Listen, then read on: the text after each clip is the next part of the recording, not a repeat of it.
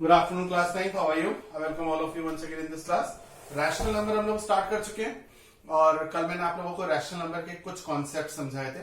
आगे क्लास को स्टार्ट करते हैं रैशनल नंबर के कॉन्सेप्ट के साथ। आइए देखिए, बिफोर स्टार्टिंग द क्लास आप लोगों से एक बात कहनी है कि अपने पढ़ने का एक टाइम बनाइए, एक पर्टिकुलर टाइम के आपको इतने बजे से इतने बजे तक वीडियोस बनानी है। अब आप लोगों को मुझसे मेरे साथ जुड़े हुए लगभग एक महीने से ज्यादा होने वाला है। एक महीना तो हो ही गया होगा। आपको पता है ऐसा एक दिन नहीं गया होगा, शायद संडेज भी ऐसे नहीं गए होंगे जब मैंने वीडियोस आप लोगों को अपलोड नहीं करी, यानी कि जिस दिन मैंने आप लोगों को ना पढ़ाया हो, मैं ये कह सकता हूँ। पढ़ाने के साथ साथ हम लोगों ने कुछ वीडियो लेक्चर्स, कुछ लाइव क्लासेस भी आप लोगों के साथ करी है। ठीक है, तो जब आपको पता है कि डेली आप लोगों की क्लास होनी है, तो आप में से कुछ स्टूडेंट्स, मेरी आपके पेरेंट्स से बात हुई है कि रेगुलरली अपने इन लेक्चर्स को नहीं देख रहे हैं।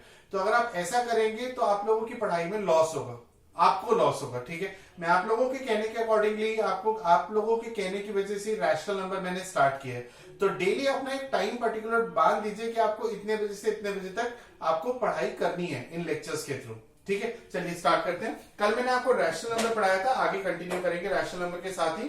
तो सबसे पहला पॉइंट देखते हैं, वो क्या है कि अगर a अपॉन b कोई रैशनल नंबर है, if a upon b is a rational number, then its negative is also a rational number. Means if a upon b is a rational number, then minus a upon b is also a rational number. ठीक है, याद रखिएगा। दूसरी बात जो मैं कल आपको बता चुका हूं, एक बार फिर से रिपीट करना जरूरी है।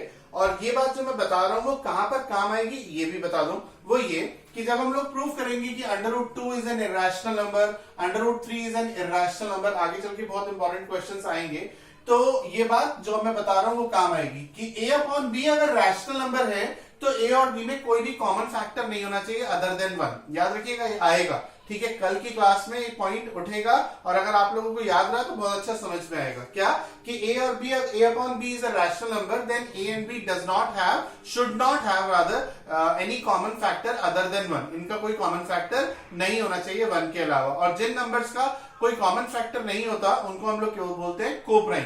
तो a और b रैशनल नंबर के केस में को-प्राइम होने चाहिए। याद रखिएगा, बहुत इंपॉर्टेंट पॉइंट है। नेक्स्ट पॉइंट देखते हैं क्या है कि two rational numbers a upon b and c upon d are equal और a upon b is greater than c upon d और a upon b is less than c upon d। कैसे comparison करते हैं दो rational numbers का? जैसे for example आप जानते हैं भाई 2 3 से छोटा है, 4 जो है 3 से बड़ा है। तो अगर नेचुरल नंबर्स की, होल नंबर्स की, इंटीजर्स की बात करें तो हमें पता है कौन सा नंबर बड़ा है, कौन सा नंबर छोटा है। पर अगर उतने ही फास्ट तरीके से मैं आपसे पूछूं कि भाई जल्दी से मुझे बताओ कि 2/3 बड़ा है या 3/5 बड़ा है, तो आप लोग जवाब नहीं दे सकते। तो अब मैं आपको समझा रहा हूं कि दो रैशनल नंबर्स का कंपैरिजन कैसे करते हैं, यानी कैसे पता करते हैं कि ये दोनों रैशनल नंबर्स इक्वल हैं या इन दोनों में से कौन बड़ा है और कौन छोटा है। ध्यान से समझिएगा, बहुत ध्यान से देखिए। a अपॉन b और c अपॉन d में कौन बड़ा है कौन छोटा है या दोनों इक्वल है, इसके लिए आप ये क्रॉस मल्टीप्लाई करेंगे, a इंटू डी और b इंटू सी, इस तरीके से। अगर ये इक्वल है तो ये भी इक्वल होंगे, अगर ये बड़ा है तो ये बड़ा होगा और अगर ये बड़ा है तो ये बड़ा होगा। बहुत सिंपल है। ठीक है, लेकिन इसमें भी एक पॉइंट है, टर्म्स एंड कंडीशन है। वो ये कि दोनों का डिनोमिनेटर पॉजिटिव रखना है, दोनों का डिनोमिनेटर पॉजिटिव रखना है। ये बात मैंने कल आपको बता दी थी, अगर आप भूलेंगे तो गलती आपके एंड से हो जाएगी। दोनों का डिनोमिनेटर पॉजिटिव होना चाहिए। इवन ये कहना चाहिए कि हर रैशनल नंबर का डिनोमिनेटर आपको पॉजिटिव अपनी तरफ से रख के चलना है। अगर नेगेटिव साइन डिनोमिनेटर में है तो आप उस नेगेटिव साइन को उठा करके डिनोमिनेटर से न्यूमरेटर में लगा देंगे। ठीक है, चलिए आइए देखते हैं। जैसे यहां पर हमें दो रैशनल नंबर्स कंपेयर करने हैं। कौन कौन से रैशनल नंबर कंपेयर करने हैं? मान लीजिए 3/5 और 5/7, 3/5 और 5/7, ये दो रैशनल नंबर कंपेयर करने हैं, यानी कौन बड़ा है कौन छोटा है ये बताना है। करेंगे क्या? आप 7 इंटू 3 21 और 5 इंटू 5 25, ये लिख दिया आपने। तो 25 बड़ा है, इसका मतलब है ये वाला रैशनल नंबर 5/7 जो है वो बड़ा आएगा किससे? 3/5 से। समझ में आई बात? तो ये 2 पॉइंट्स हो गए आज की क्लास में। अब नेक्स्ट पॉइंट कौन सा समझाना है? 2 पॉइंट्स हो गए। कौन कौन से 2 पॉइंट हो गए? पहला पॉइंट कि अगर a upon b rational number है तो माइनस a अपॉन b भी रैशनल नंबर होगा। फॉर एग्जांपल अगर 2/3 रैशनल नंबर है तो माइनस 2/3 भी एक रैशनल नंबर होगा। ठीक है, दूसरा पॉइंट क्या समझाया मैंने आपको? दूसरा पॉइंट ये समझाया कि अगर a अपॉन b कोई रैशनल नंबर है तो इनके बीच में कोई कॉमन फैक्टर नहीं होना चाहिए, that is they should be co-prime with each other. Next तीसरा पॉइंट मैंने आपको आज बताया कि अगर हमें कंपेयर करना है ए अपॉन बी और सी अपॉन डी में कौन बड़ा है कौन छोटा है तो किस तरह से करते हैं। चौथा पॉइंट आज की क्लास का फोर्थ पॉइंट जो मैं समझाने जा रहा हूं वो ध्यान से सुनिएगा क्या है। अगर ए और बी दो रैशनल नंबर्स हैं तो उनके बीच में एक और रैशनल नंबर इंसर्ट हम कैसे करते हैं। How can we insert a rational number between two rational numbers, that is अगर ए और बी ये दो रैशनल नंबर्स हैं, ए और बी दो रैशनल नंबर है तो इनके बीच में एक रैशनल नंबर कैसे डालेंगे। देखिए ए अगर बड़ा है बी से तो जो रैशनल नंबर हम डालेंगे वो ऐसे डालेंगे a plus B upon two, यानी a plus B upon two जो है वो अगेन एक रैशनल नंबर होगा जो a और b के बीच में लाई करेगा। एक एग्जांपल देके समझाता हूं। देखिए जैसे 3 एक रैशनल नंबर है, 5 एक रैशनल नंबर है, 3 से बड़ा होता है 5, ठीक है। तो हम एक और रैशनल नंबर इंसर्ट कर सकते हैं जो 3 और 5 के बीच में होगा, वो होगा 3 plus 5 upon two, that is 3 plus 5 8 upon two 4। देखिए है ना। अब सवाल उठता है, जवाब देने की कोशिश करिएगा, आप लोग खुद से सोचिएगा कि ए और बी अगर दो रैशनल नंबर्स हैं तो इनके बीच में कितने रैशनल नंबर्स होते हैं। मैं और इजी वे में आपसे सवाल पूछता हूं कि अगर 3 और 5 ये दो रैशनल नंबर्स हैं तो 3 और 5 के बीच में कितने रैशनल नंबर्स होंगे। How many rational number exist between these two rational numbers 3 and 5। मैंने क्वेश्चन को स्पेसिफिक कर दिए, नंबर्स भी आपको बता दिए। आप में से कुछ बच्चे कहेंगे सर 3 और 5 के बीच में एक रैशनल नंबर है 4, सोच रहे होंगे शायद, लेकिन जवाब है कि हर दो रैशनल नंबर्स के बीच में इनफाइनाइट रैशनल नंबर्स होते हैं। हर दो रैशनल नंबर्स के बीच में इनफाइनाइट रैशनल नंबर्स होते हैं। दिखाइए, आइए करके बताता हूं। जैसे 3 और 5 के बीच में एक रैशनल नंबर तो हो गया 4, अब इन दोनों के बीच में भी एक रैशनल नंबर आ सकता है। कैसे आ सकता है, आप देख सकते हैं 3 प्लस 4 7 अपॉन 2, ठीक है, ये 3 और 4 के बीच में आ गया। आप 4 और 5 के बीच में एक और रैशनल नंबर इंसर्ट कर सकते हैं। कैसे, 4 प्लस 5 9 अपॉन 2। देखिए 7 अपॉन 2 3.5 होता है, 3 से बड़ा है 4 से छोटा है, अग्री। 9 बाई 2 4.5 होता है, 4 से बड़ा है 5 से छोटा है, अग्री। अब देखिए 3 3.5 और फिर 4 4.5 और ये 5, देखिए 3 रैशनल नंबर्स आ गए। अब आप इन दोनों के बीच में भी एक रैशनल नंबर निकाल सकते हैं, क्योंकि आप जानते हैं डेसिमल में भी अगर कोई नंबर है तो वो भी रैशनल नंबर होगा ही होगा। ठीक है, चलिए आगे बढ़ते हैं। डेसिमल है तो टर्मिनेटिंग होना चाहिए, ठीक है, या non terminating and non recurring, इसकी बात हम आगे भी करेंगे। कल मैंने आप लोगों को एक बात और समझाई थी कि रैशनल नंबर्स खत्म हो गया, ऐसा बिल्कुल नहीं है। Time to time rational numbers के बारे में और बातें समझाऊंगा। आज मैंने क्लास के स्टार्टिंग में 4 या 5 नए पॉइंट समझाए, जैसे कि एक बार फिर से रिपीट कर देते हैं क्लास को। पहला पॉइंट ये समझाया कि अगर a upon B rational number है तो माइनस a अपॉन बी भी रैशनल नंबर होगा। पहला पॉइंट ये समझाया। दूसरा पॉइंट मैंने आपको समझाया कि अगर a upon B rational number है तो इन दोनों के बीच में कोई कॉमन फैक्टर नहीं होना चाहिए, यानी कि को प्राइम होने चाहिए। और ये को प्राइम होने चाहिए, ये यहां पर यूज होगा जब हम √2 और √3 को इरैशनल नंबर प्रूफ करेंगे। ऐसे क्वेश्चंस कल या परसों की क्लास में आप लोगों को फेस करने होंगे, तो वहां पर ये को प्राइम वाली बात जरूर आएगी। तीसरी बात समझाई कि अगर a अपॉन बी और c अपॉन डी दो रैशनल नंबर्स हैं तो इनके बीच में हम कोई रैशनल नंबर कैसे इंसर्ट करते हैं, ठीक है, तीसरी बात। चौथी बात मैंने आपको बताई कि a अपॉन बी और c अपॉन डी इन दो रैशनल नंबर्स में कौन सा रैशनल नंबर बड़ा है, कौन सा रैशनल नंबर छोटा है, क्या ये दो रैशनल नंबर्स इक्वल है, ये दो बातें। अभी रैशनल नंबर्स में बहुत कुछ बाकी है और है, अभी भी खत्म नहीं हुआ। जब खत्म होगा तो भी मैं आपको अच्छे से समझा दूंगा कि हाँ भाई अब रैशनल नंबर्स कंप्लीट हो गए। अब देखिए एक एग्जाम्पल लेते हैं बुक का। बुक में पूछा 3 अपॉन 5 और 5 अपॉन 7, इन दोनों रैशनल नंबर्स में से कौन सा रैशनल नंबर बड़ा है, and you have to insert 1 rational number और 2 rational number between these 2 rational numbers. तो देखते हैं, अभी करा भी था मैंने क्वेश्चन, ये आ गया 21 और ये आ गया 25, ठीक है ना भाई। तो 5 इंटू 5 25 और 3 इंटू 7 21 आपने यहां लिख दिया।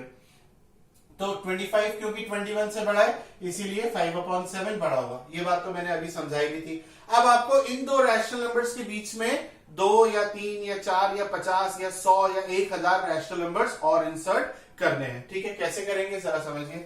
फॉर्मूला होता है कि a और b अगर दो रैशनल नंबर्स हैं तो इनके बीच का रैशनल नंबर होता है a प्लस बी अपॉन 2, ये फॉर्मूला होता है।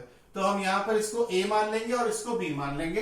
तो 3 अपॉन 5 से बड़ा है 5/7, तो इनके बीच का नंबर होगा 3/5 plus 5/7 upon 2 is less then 5/7। इसको आप लोग सॉल्व कर लीजिएगा। चलिए मैं करके बताता हूं इसे सॉल्व। तो ये जो रैशनल नंबर निकलेगा ये 3/5 से बड़ा और 5/7 से छोटा होगा और इनके बीच में होगा। तो इनका एलसीएम आ गया 35, 7 3 21 और 5 5 25 और ये जो 2 है ये यहां पर आ जाएगा। 5 + 1 6 46/70। तो ये जो रैशनल नंबर मैंने आपको निकाल के बताया ये 3/5 से बड़ा और 5/7 से छोटा होगा। इसे आप कैंसिल भी कर सकते हैं 23/35, क्योंकि रूल कहता है ये जो भी बताया था कि a/b अगर रैशनल नंबर है तो a और b आपस में कैसे होने चाहिए, को प्राइम होने चाहिए। तो अगर आप कट रहा है तो इसे जरूर कॉमन फैक्टर से काटेंगे। तो मेरा पहला रैशनल नंबर आया 23/35, बिल्कुल ठीक है। अब एक रैशनल नंबर और निकालना है तो आप इन दोनों के बीच में निकाल लीजिए। देखिए ये ग्रेटर देन और लेस देन का साइन कैसे लगाना है ये जरा ध्यान से देखिएगा। तो हम लिखेंगे 3/5 से बड़ा होगा कौन सा नंबर, 3/5 प्लस 23/35/2। ये नंबर 23/35 से छोटा होगा और लेस देन 5/7। इस तरीके से ये लेस देन और ग्रेटर देन के साइन भी लगाने होंगे आपको, ठीक है। तो इस तरीके से हम दो रैशनल नंबर इंसर्ट कर सकते हैं। और एक बार ये और समझा दो क्या बात कि 5/7 था कि ये जो रैशनल नंबर हमने निकाला है 3/5 और 5/7 के बीच में 23/35 ये जो रैशनल नंबर हमने निकाला है ये आपको समझा दूं कि ये रैशनल नंबर 3/5 से बड़ा है और ये भी समझा दूं कि ये रैशनल नंबर 5/7 से छोटा है। आइए समझते हैं। अगर हम इन दोनों का कंपैरिजन करेंगे तो पता तो है कि ये नंबर बड़ा है, लेकिन आप लोगों को समझाने के लिए 35 × 3 कर दीजिए। 3 5 15, 3 3 9, ये 105 आ गया। और 5 का 23 से मल्टीप्लाई करिए, 5 3 15, 5 2 10 11। So this is 115 and this is 105। ये बड़ा है, इसका मतलब ये नंबर बड़ा होगा। समझ में आएगा। और इसी तरीके से जब आप इन दोनों को कंपेयर करेंगे then you will easily get to know that this number is greater than this number. So that is how we can insert a rational number between two rational numbers. अगर कोई टीचर आपसे पूछे, कोई friend आपसे पूछे कि यार 1 और 2, ठीक है, यहाँ पे लिख के बताता हूं। आपसे कोई पूछता है कि 1 और 2, 1 और 1 के बाद आता है 2, 1 के जस्ट बाद आता है 2। आप किसी से भी बोलेंगे भाई 1 के बाद क्या आता है, तो कोई भी 1 के बाद 1.1 नहीं बोलेगा, अक्सर बोलेंगे 1 के बाद 2 आता है, 2 के बाद 3 आता है। तो अब अगर सवाल उठता है कि 1 के बाद अगर 2 आता है तो क्या 1 और 2 के बीच में कोई रैशनल नंबर होता है? क्या एक आध रैशनल नंबर है जो 1 और 2 के बीच में हो? तो जवाब है एक आध नहीं, इनफाइनाइट रैशनल नंबर है। यानी कि 100, 200, 1000 रैशनल नंबर्स हैं, 1 करोड़ रैशनल नंबर्स हैं जो 1 और 2 के बीच में लाई कर रहे हैं। समझ में आ रहा है ना बात? एक आध बता देता हूं कैसे।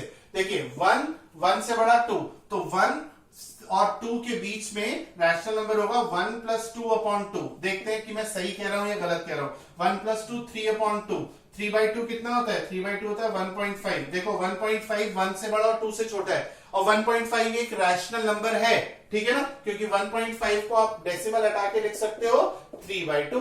3/2 रैशनल नंबर होता है। बात समझ में आ रही है ना। तो अगर कोई पूछे कि भाई 1 और 2 के बीच में कितने रैशनल नंबर होते हैं, क्योंकि 1 के जस्ट बाद 2 आता है तो एक भी रैशनल नंबर नहीं होता। नहीं, आप कहेंगे नहीं भाई 1 और 2 के बीच में इनफाइनाइट रैशनल नंबर्स होते हैं।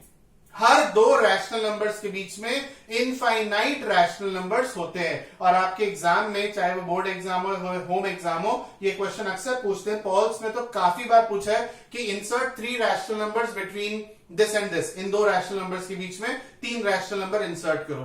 कैसे इंसर्ट करेंगे? अभी जो फॉर्मूला बताया a + b/2, ये फॉर्मूला है दो रैशनल नंबर्स के बीच में एक नया रैशनल नंबर इंसर्ट करने का। आगे की क्लास में मैं आपको एक और बड़ा जबरदस्त फॉर्मूला बताऊंगा दो रैशनल नंबर्स के बीच में एक रैशनल नंबर डालने का। इससे भी बहुत आसान तरीका है, लेकिन हर चीज को बताने का एक पर्टिकुलर टाइम होता है। टाइम आने दीजिए, हर चीज समझाऊंगा।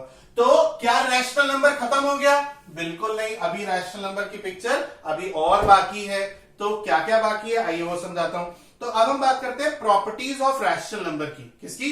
प्रॉपर्टीज ऑफ रैशनल नंबर की। ठीक है भाई, तो जरा ध्यान से सुनिए। पहली प्रॉपर्टी है कि दो रैशनल नंबर्स हैं तो उनका सम भी यानी उनका एडिशन भी रैशनल नंबर होगा। Property number 1।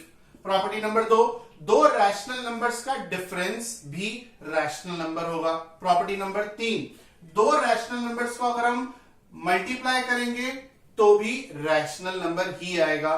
प्रॉपर्टी नंबर 4, दो रैशनल नंबर्स को अगर हम डिवाइड करेंगे तो भी रैशनल नंबर ही आएगा। कंडीशन है कि डिवाइड जीरो से ना हो, क्योंकि जीरो अपने आप में एक रैशनल नंबर है। अगर कोई पूछे कि जीरो रैशनल है या नहीं है, तो घबराना नहीं, कॉन्फिडेंट होकर के जवाब देना कि हाँ जीरो एक रैशनल नंबर है। और अगर कोई पूछे भाई बता क्यों है, तो ऐसा नहीं कि आप बोले कि यार हमारे सर ने बताया था, नहीं नहीं ऐसा नहीं, आपको पता होना चाहिए। मैथ्स रटनी नहीं है, समझनी है बिल्कुल डीपली। आप बोलेंगे देखिए every natural number is a rational number, every whole number is a rational number, zero is a whole number, that is why zero is a rational number।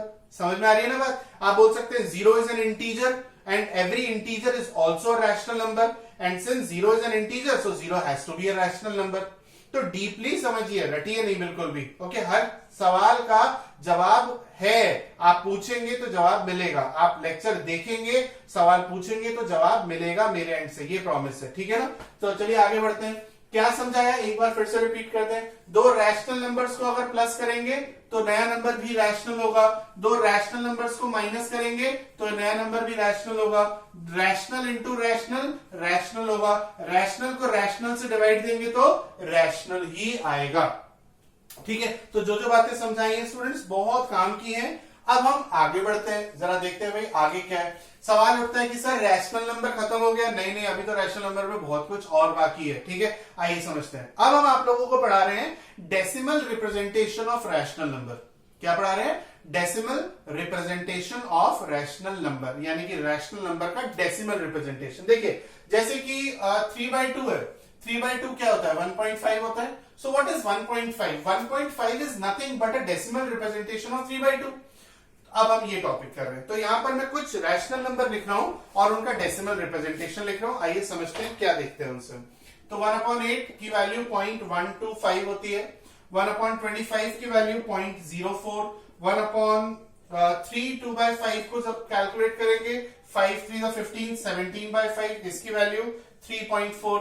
तो यहां पर आप लोगों को क्या चीज देखने को मिली? यहां पर आपको देखने को मिला कि एग्जैक्ट वैल्यू आ रही है, यानी कि जब मैं 1 को 8 से डिवाइड दे रहा हूं तो एग्जैक्ट वैल्यू आ रही है, कोई रिमाइंडर नहीं बच रहा, तो इसको बोलते हैं टर्मिनेटिंग रैशनल नंबर। क्या बोलते हैं? टर्मिनेटिंग रैशनल नंबर, क्योंकि रिमाइंडर बच नहीं रहा, एग्जैक्ट कट रहा है और डेसिमल के 3 डिजिट्स के बाद, 2 डिजिट्स के बाद या 1 डिजिट के बाद फाइनल आंसर हमें मिल रहा है। ठीक है, तो इसको क्या बोलते हैं चिल्ड्रन? इसको बोलते हैं टर्मिनेटिंग रैशनल नंबर। कुछ और एग्जांपल्स लेते हैं, जैसे आपने लिया 4/9, 4/9 होता है 0.444444 एंड सो ऑन। आपने लिया 11/30, ये होता है 0.36666666 एंड सो ऑन।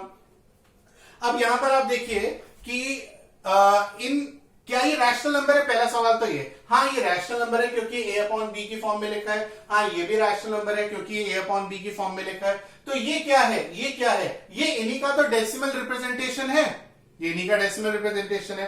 पर ये पिछले वाले डेसिमल रिप्रेजेंटेशन से किस तरह डिफरेंट है, पहला आपके दिमाग में ये जाना चाहिए, और ये अपने आप में क्या है ये जाना चाहिए। तो देखिए सबसे पहले तो मैं इस बात का जवाब दूंगा कि पिछले वाले से क्या अलग है। पिछले वाले से मेरा मतलब है कि 1/8 की वैल्यू जैसे 0.125 आ रही थी, उनसे क्या डिफरेंट है।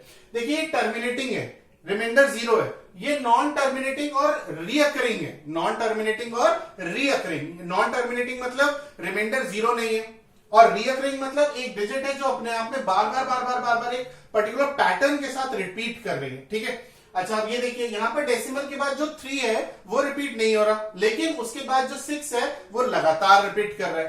तो क्या ये रैशनल नंबर है? अब ये भी मैंने बताया था, हाँ ये रैशनल नंबर है। क्यों है? क्योंकि यार a/b की फॉर्म में लिखे हैं तो ये रैशनल नंबर होंगे। ठीक है, तो अब सुनिए रैशनल नंबर की एक और महत्वपूर्ण इंपॉर्टेंट डेफिनेशन, वो ये कि रैशनल नंबर 2 तरीके का होता है। कितने तरीके का? 2 तरीके का। नोट्स बना लीजिएगा अपनी कॉपी में। 2 तरीके का होता है, एक टर्मिनेटिंग और एक non terminating but repeating. Non terminating but recurring, recurring को रिपीटिंग भी बोल सकते हैं। तो अगर कोई आपसे पूछता है कि रैशनल नंबर क्या होता है, तो आज की क्लास खत्म करने वाला हूं, और खत्म करने से पहले रैशनल नंबर की दोनों इंपॉर्टेंट डेफिनेशन बोल दूं।